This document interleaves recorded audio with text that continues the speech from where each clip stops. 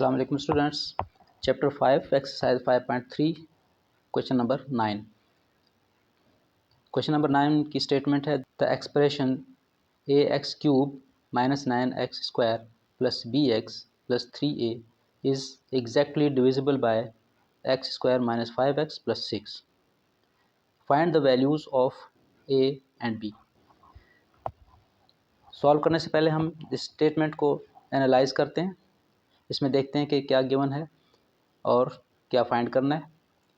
ये एक expression given है, पॉलिनोमियल है, और दूसरी पॉलिनोमियल गिवन है ये यहाँ पर x square minus 5x plus 6।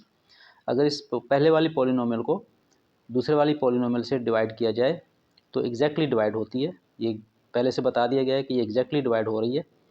अगर ये पॉलिनोमियल इस पहले वाली पॉलिनोमियल को एग्जैक्टली डिवाइड करे तो ए और बी की क्या वैल्यू होगी।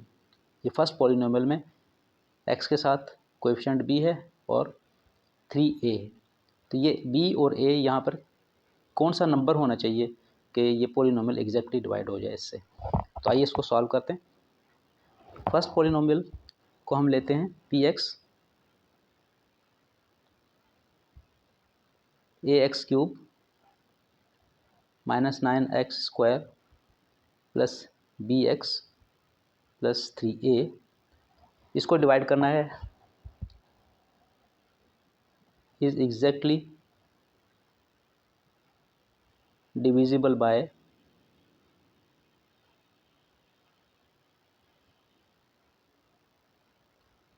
X square minus 5x plus 6। ये पॉलिनोमियल इससे एग्जैक्टली डिवाइड हो सकती है। इसको हम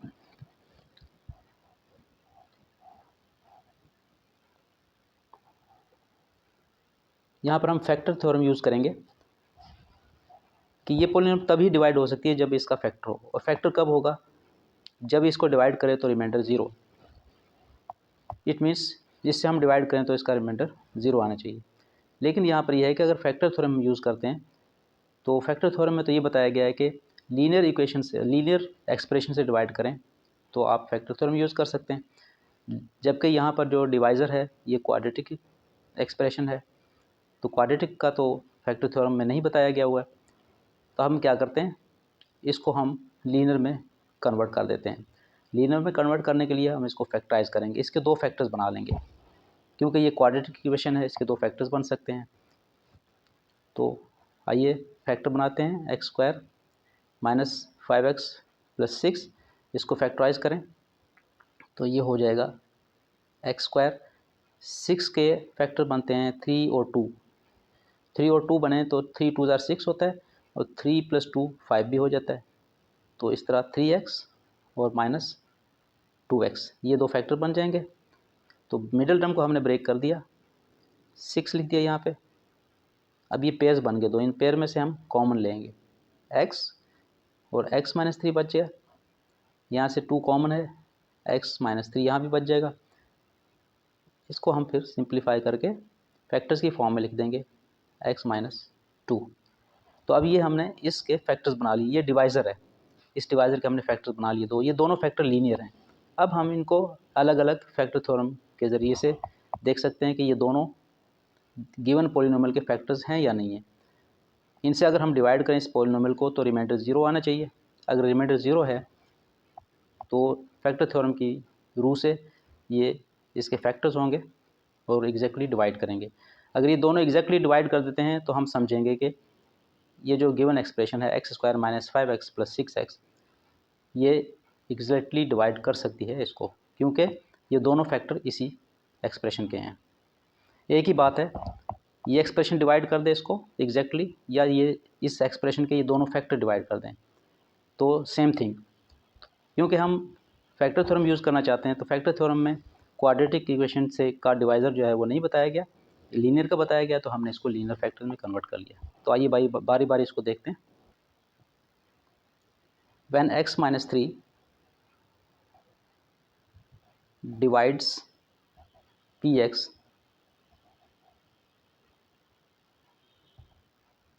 exactly, then remainder is 0. Remainder is 0. It means Px should be 0. ये रिमाइंडर Pa शुड बी 0, यहाँ पर हम वैल्यू पुट करेंगे। तो एग्जैक्टली x-3 से डिवाइड करना है, तो we put x is equal to 3. So P3 should be equal to 0. P3 कैसे करेंगे हम, यहाँ पर P3 ये पूरी पोलिनोमियल लिख देते हैं। पोलिनोमियल है x, Px is equal to ax³ minus 9x² plus bx plus 3a। और P3 क्या होगा, एक x की वैल्यू हम 3 पुट कर देंगे, यहाँ पर 9 है, x की वैल्यू 3 पुट कर देंगे, स्क्वायर हो जाएगा। b और यहाँ भी x की वैल्यू 3 पुट करेंगे और ये 3a। सिंप्लीफाई करें, a 3 का क्यूब 27 होता है, माइनस 9 यहाँ पर, सॉरी 3, ये 3 पुट करना था, 3 का स्क्वायर 9 होता है, प्लस ये 3 भी हो जाएगा और यहाँ पर 3a।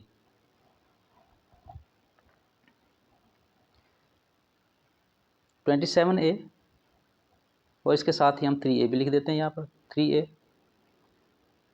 और 3b भी इसके साथ ही लिख देते हैं, और 9 9 जार 81, ये माइनस 81 इसको एंड पे लिख देते हैं। 27a और 3a 30a हो जाएगा, plus 3b minus 81। Because P3 should be 0, so 3a plus 3b minus 81 should be 0. यहाँ से हम 3 कॉमन ले लेते हैं, तो ये 10a रह जाएगा और यहाँ पर b रह जाएगा और माइनस 27 रह जाएगा इक्वल टू 0। तो दोनों तरफ 3 से हम डिवाइड कर देंगे, तो ये 10a plus b minus 27 equal to 0। तो ये एक इक्वेशन बन जाएगी जिसमें a और b हैं, a और b दोनों हैं, इसमें एक इक्वेशन बन गई। अब हम देखते हैं दूसरे फैक्टर से। ये हमने इसके जो डिवाइज़र है, जो गिवन डिवाइज़र है, इसके हमने फैक्टर किए थे 2x-3 और x-2। तो x-3 को तो हमने कैलकुलेट कर लिया कि इसका रिमाइंडर क्या आया, उसको हमने इक्वल टू 0 पुट कर दिया।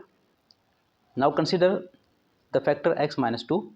When x-2 divides the px exactly, then P2 is equal to 0, यानी हम x की वैल्यू 2 पुट कर दें। तो putting x is equal to 2 in Px, तो Px लिखते हैं, Px is equal to ax³ minus 9x² plus bx plus 3a। यहाँ पर हम वैल्यू पुट करते हैं x की, P2 a, x की वैल्यू है 2 क्यूब माइनस 9, फिर x की वैल्यू है 2, इस पर स्क्वायर है, b फिर x की वैल्यू 2 और प्लस 3a। सिंप्लीफाई करते हैं, a 2 का क्यूब 8 होता है, माइनस 9 और यहाँ 2 का स्क्वायर है 4 होता है, और ये 2b होगा और ये 3a लिख देंगे। 8a हो गया और ये 3a, इसको हम इसके साथ ही लिख देंगे क्योंकि ये लाइक टर्म्स हैं। और उसके बाद 2b, 9 4 36, इसको यहाँ पर एंड पे लिख देंगे। तो इस तरह ये बन जाता है। इसको ऐड कर देते हैं, 11a plus 2b minus 36, but P2 is equal to 0। ये P2 आ गया, तो गिवन कंडीशन के मुताबिक P2 0 होना चाहिए, क्योंकि x-2 इसका फैक्टर है। x-2 इसको एग्जैक्टली डिवाइड कर रहा है गिवन पोलिनोमियल को। ये पोलिनोमियल जो गिवन है इसको एग्जैक्टली डिवाइड कर रहा है according to statement of the problem. तो P2 0 होना चाहिए। तो P2 क्या आया है, P2 आया है 11a प्लस 2b माइनस 36, और ये इक्वल होना चाहिए 0 के। तो ये हमारी दूसरी इक्वेशन बन गई। ये दो इक्वेशन बन गई। एक इक्वेशन यहाँ पर बनी है 10a प्लस बी माइनस 27 और दूसरी equation 11a plus 2b minus 36। अब ये दो इक्वेशन जो है ना साइमल्टेनियसली सॉल्व करेंगे, ये साइमल्टेनियस इक्वेशन कहलाएंगी। Solving equation 1 and equation 2 simultaneously.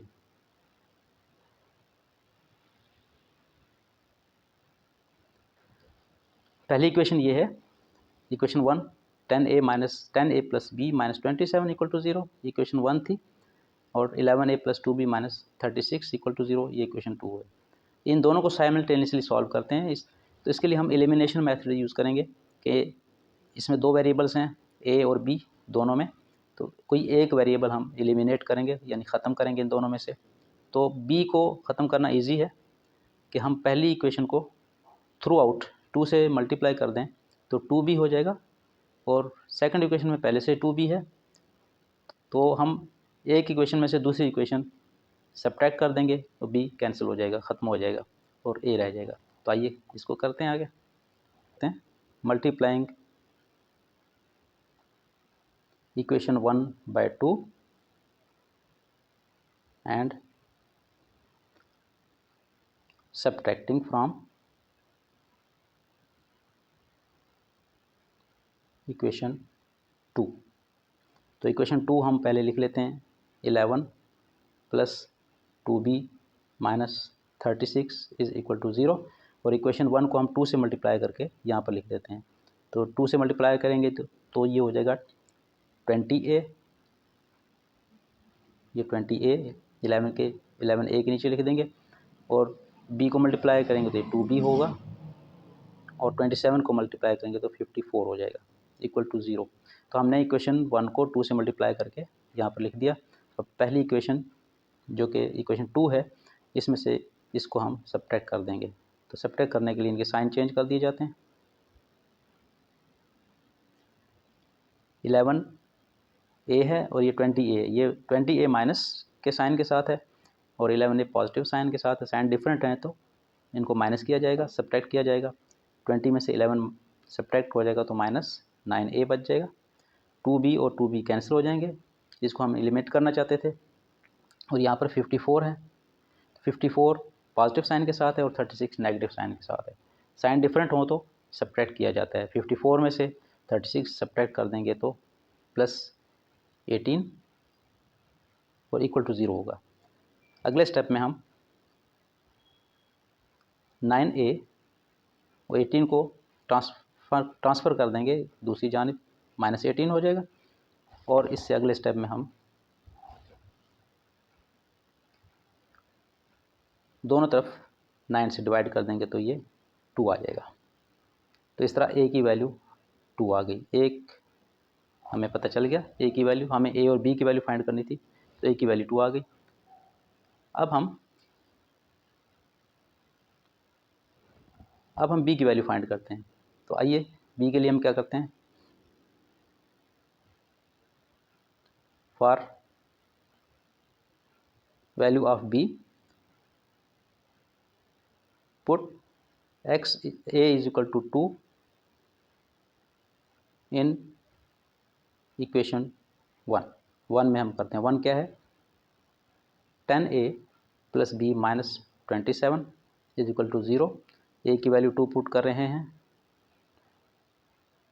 b minus 27 equal to 0, ये होगा 20 plus b minus 27 equal to 0, और b 27 और ये 27 में से 20 सब्ट्रैक्ट होगा तो माइनस 7 बच जाएगा equal to 0, and b is equal to 7 को उस तरफ ट्रांसफ़र कर देंगे।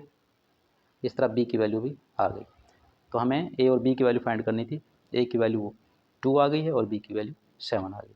इस तरह हमारा ये प्रॉब्लम सॉल्व हो गया कि a की वैल्यू 2 है और b की वैल्यू 7 है। ये आंसर हो।